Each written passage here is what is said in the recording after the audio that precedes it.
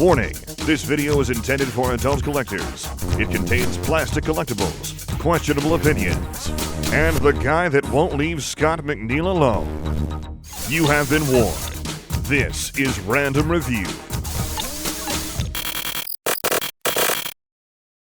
Before we begin, thank you very much to Trenton S. for joining my Patreon campaign over at patreon.com/TJOmega. I know not everyone can afford to chip into a Patreon. I get that. It's expensive for a lot of people these days, even at $1 a month. I know. If you want to support the channel for free, remember, hitting like and hitting subscribe, super important. And I know that's cliche, but really, those numbers are what make and break YouTubers like me. It's what keeps YouTubers like me in business and keeps everything going and keeps the channel growing. Without those numbers, these channels die. So everyone who hits that like button, everyone who subscribes to the channel, because I know the majority of you watching don't subscribe to the channel, very much appreciated. Thank you for helping me survive, for lack of, not to be too dramatic about it. So, let's talk about the insect that we're staring at in front of the screen. So, we finally have a complete Season 1 Beast Wars cast with the release of Legacy Inferno at the Voyager size. Now, Inferno has had a rough time at retail level. Unfortunately for the boy, his original toy sold so poorly that Hasbro got scared about releasing his Transmetal version, renaming it Scavenger in hopes that making it a new character will make it more appealing for young kids to buy a gigantic metal bug. It did not. So what we learned is toy ants really didn't sell in the 90s. But hey, we are in a post-Ant-Man world. So now, let's see how this one turned out. Because hey, Legacy and Kingdom Beast Wars toys kind of knocked it out of the park. I am really excited to show this one off. So as you can see, this is a very, very large ant, and I think because of the ant legs holding up the bulk of the body does give it this much larger appearance than the standard Voyagers we've been seeing these days. And because of that, we do have a much bigger alt mode than we're typically used to, or at least there's a visual trick that makes it seem a lot bigger, which, you know, whichever way you want to think about it, I think it works either way. It is cast in a very nice deep shade of red, and there is some subtle work here to give it more of a authentic ant aesthetic. If I can figure out the words I want to use to describe how ant skin looks. So as you can see, the whole thing is textured very, very nicely. Let me bring it in close and fix the focus as soon as I do, so you can actually see just how much layering is going on here, how many ripples are going on. It's super interesting. I feel like, and I've said this before about Inferno, the more times we've seen it, I feel like this toy benefited tremendously by being a post-Ant-Man toy. Hasbro in general has had to make a lot of ant toys over the last few years. So to actually translate that new experience into a Transformer that is supposed to be a realistic ant really helps out a lot. Very, very cool job. And I love this subtle airbrushing to darken the areas here. I like the purple on the back to give it a little bit more character. Look at the head. Look at the head. Look at the pincers in their baby blue, which is about as close as Hasbro's willing to get to that metallic shade of steel blue that he would have in the show. There's no metal flake. There's no metal flake, which means you don't have worry about it disintegrating. But yeah, these bright, shiny blue eyes. The eyes are translucent to give them that that lens eye effect that, you know, that is appropriate for an insect. But do not fret. We'll get to that during transformation. But yeah, as you can see, like, he looks super good. Like, for an ant toy, yeah, he looks really, really good. And you know what? You notice what else has been going on as I've been messing with this toy? The legs are staying put. See, these brownish gray legs that are holding him up have no ball joints in them. That was the mistake that was made with the previous set of, well, name an insect transformer from Beast Wars. It was either in a hinge that was on a horizontal, which means they moved up and down, or they were on ball sockets, which meant they had a lot of range of motion, but they couldn't hold themselves up. Meaning that it was pretty common for an insect or bug transformer in general during Beast Wars to just lay on its belly. Not an issue here. These are solid molded ant legs. There are only as many divides in them as necessary, meaning he is sturdy, he is stable. It does come with a consequence of making it a little bit tricky to get all 6 legs flat against a surface, but as you can see, it's absolutely doable. As long as everything is pegged together and correctly in the transformation, everything should line up fine to get all of Inferno's little legs flat to the ground. So you've got that going. For a little bit, there's not a whole lot of articulation to them because solid molded legs, but the head on the ant does move up and down. The pincers can open and close, and you also have the antenna, which can hinge up and down. So a little bit of character can be put into your ant, just not a, don't expect like a full like Cheetor range of motion or anything out of this one. Now, there's a couple oddities. There's a couple oddities because of the nature of being a transformer. Obviously, he's got some little bits of blue exposed, as well as this metallic blue where the legs are tucked up underneath his big ant butt. And then you can see his robot mode arms dangling from the underside of the torso. I do kind of wish there was a little bit of shell to cover that up, because really nothing is going to go against the back. Like, they could have, there could have absolutely been something to hide it. But at the same time, if you haven't seen the robot mode before, well, you haven't watched this channel. We've talked about this toy as it's come up. But it's going to present to us a very, very nice robot mode. So I'm kind of glad at the same time. Even with those little quibbles, still looks like a fantastic ant mode. Really, really like it. And now, we talk about this. So his little cannon that he comes with. So this is doing double duty as both his gigantic flamethrower gun and the rocket booster for his robot mode.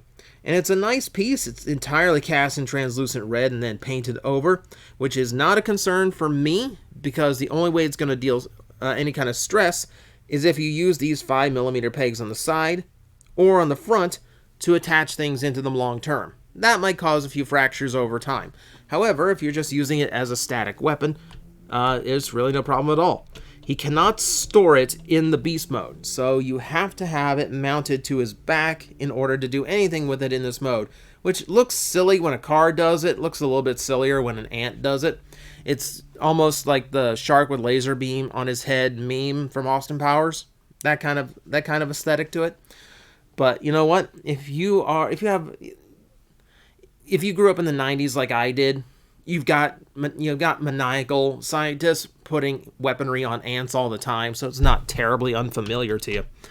All right, let's get this guy transformed so you can see just how nice this turned out. So we can start in a few places. I think we're going to start with the legs. We're at least going to get the butt opened up. By that, I literally mean we're going to open up the butt. So it's on a couple of tabs that peg in vertically, so pull that side up first. These are pegged into what will be his legs, so we can move those out. There's going to be one extra flap of skin, so that can fold up out of the way. And that will let us bring the legs down like so. From there, separate the legs from the peg holding them together. Flip the feet out like so. They should all come out in one fluid motion like that. And then the legs need to be straightened out. They're double hinged to tuck up. Alright, that's going to pretty much do it for that part of the transformation for now. We can hinge it to get it out of the way. That's going to give us access to getting those robot mode arms out. Now, the one thing about this transformation, those bug legs are going to get in the way a lot. So be mindful of that. Try to mess with them accordingly. So once you've got that figured out, let's go ahead and just straighten up the arms like so. You're gonna find something to do with the bug arms. Don't worry. They're fiddly. They are fiddly to deal with, but as you get used to them, you'll figure it out. For me, I kind of like to keep these upper legs up. If this one will cooperate with me, kind of like to keep them up there. And then the lower now the lower ones, they are nice enough to have this double wrist system. So you can move those out of the way and still have the wrist at the angle you want. So you can move it like so. All right, with that all in place, let's give his waist a 180-degree turn. Now we're going to move on to transforming the bug head. And here's where we get to have a little bit of joy. So, crack open the entirety of the head in order to fold the whole thing down. Now, take a look inside. See what that is? That is a translucent piece of plastic set into its place in an opaque set of plastic. That is not an entire bug head painted red just for the sake of having blue eyes. They actually put separate parts in there. Oh my god, I've been waiting so long. If they could do that with everything, I would be so much happier all the way around, all the time with Transformers. Oh my god. It would be so nice. But with that, fold up the mandibles, flip them back in, and then you're pretty much done. That's going to give you Inferno in robot mode. And now I probably have to reset the camera because he's a tall boy. Oh, look at that. That's an Inferno. We've been waiting a long time to get one that looked just proper and correct. And this, I think this might have been worth the wait. He looks pretty spectacular, all things considered. The transformation, nothing terribly complex to it. It's pretty much bog standard. I mean, like, not in a bad way. But it's not doing anything unnecessary. And it's not doing anything too complicated or fiddly. At most, getting the order of operation to get him back into beast mode is about the only thing you have to keep track of. Other than that, he's a pretty sit back and enjoy it type of transformation, which is always pleasant to see. And yeah, he just looks fantastic. Also, one part I did forget. There we go. Now his flight mode looks a little bit more correct. There we go. We were so worried because all the shots, like the first shots we got, didn't actually have that. They didn't have the full, like, all four for the flight mode. Really nice to see that they actually did think of that. So we were a bit of a panic early, but everything's fine. And everything about this robot is fine. The proportions are what surprised me the most the first time I transformed this, or the first time I saw it in the box. It's spot on. I was so worried that the legs and the arms would just be like scrawny and fiddly for the sake of fitting them inside the ant, but they actually managed to find a way to hit the balance the right way, and it looks super nice. It looks pretty much spot on to where I want Inferno's proportions. But of course, what we really need to talk about is that head. That is a head sculpt. Can I fold this down to get a little bit of light piping? Not really. So, yeah, the head is cast in translucent, or at the very least, there's a translucent piece stuck to the head. It's painted in metallic blue, all, for the rest of everything. And then the horns are the proper, like, blacks and silvers. Very, very nice. His teeth are painted. And then the part everyone loves, the mouth does open for a very maniacal laughter. Oh, it's so good. It's so good. I love it. So much personality. Inferno is already a personality that just kind of like lunges at you out of the screen. I love that the toy conveys it so well. I love that I can make him look as manic as I know him to be. So yeah, proportions, spot on. Love it. Let's take a quick tour around the rest of him. So, with this super deep purple that's going on the arms, it like almost obscures the Predacon symbol on his right shoulder. You can, even with the light, it's kind of hard to make it out. But the color is, like, the color layering is nice because you've got this gray and then the dark purple making up the rest of the bicep going into the rest of the arm. Really, really nice. The metallic blue for the upper pelvis, and then going back into that super dark, dull purple again. The black on that. I love that all the bug legs are accounted for, and they still sculpted and painted the show accurate bug legs on the front of his actual robot legs. I love that. And then, yeah, the feet, claw here, 2 claw in the back. See all the metallic up the side, and yeah, it's just super nice. And then, yeah, I love that his bloomin' onion is completely painted on the inside. They could have easily skipped out on that, but there's just something about this whole section that is so iconic of Inferno that I'm thrilled that they actually thought to include it. So fantastic. It does close up, by the way, just in case like you just want to have him like casual Inferno with his big butt hanging out. You can absolutely do that too. So don't worry. It's not, it's an either or thing, but I prefer it like that. Speaking of, we can do this too.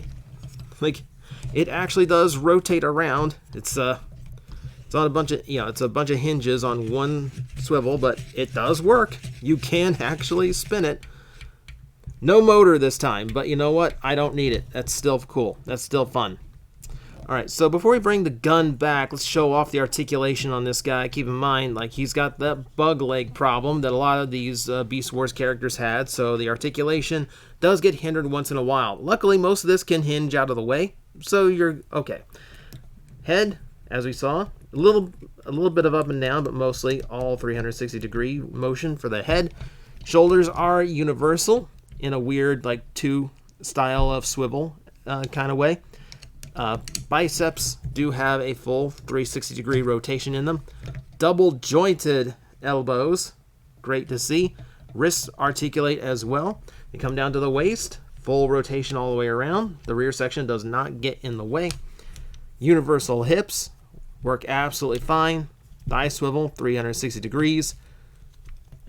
Again, thanks to transformation, super, super deep knee bend.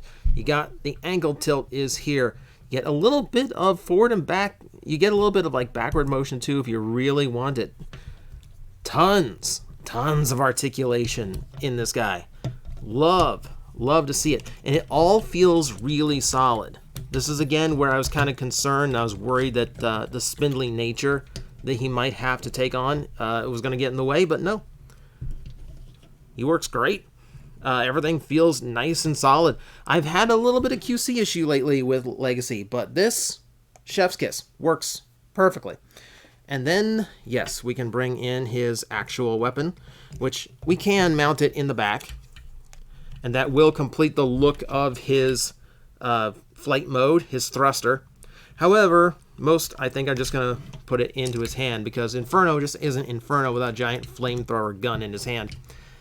So yeah, I do really wish it was his original. If it was the like authentic one to the show. I'm sure some upgrade set's going to come out that's going to fix that.